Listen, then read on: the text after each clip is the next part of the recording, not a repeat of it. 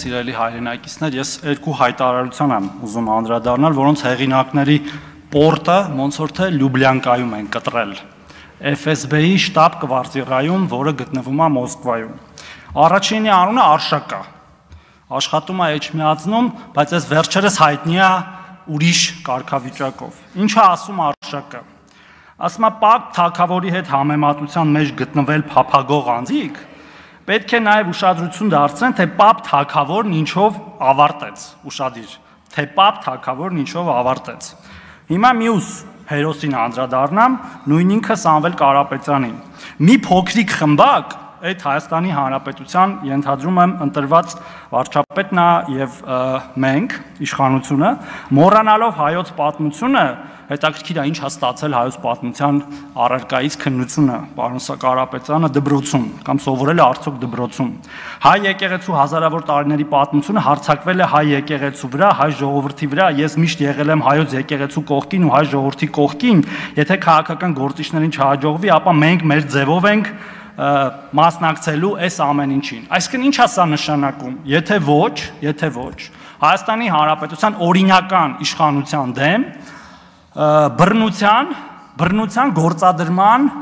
այսպես ասած, ավետում, հա, ինչ են անելու։ Այսինքն Պապ թագավորի օրինակ բերելով Հայաստանի ղեկավարությանն են պատրաստում թույնել օտար ուժերի կողմից Լյուբլյանկա եւ այլ տեղերում ծվարած։ Թե ինչ որ բան ջոկատներ են ստեղծելու գնան եկեղեցին պաշտպանեն ապօրինի։ Այս մեր ընկերները ոնց որ տեղը չեն բերում, բացարձակ տեղը չեն բերում, թե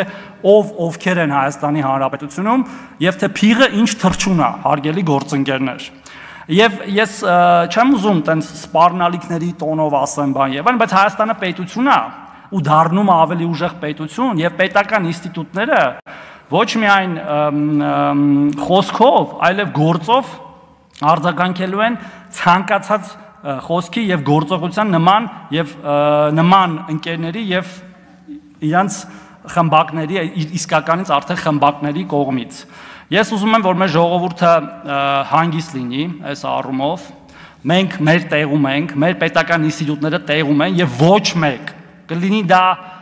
ինչ որ ասում եմ Լյուբլյանկայից, կլինի վեղարի տակ մեկը ծվարած, չի կարող խաթարել Հայաստանի Հանրապետության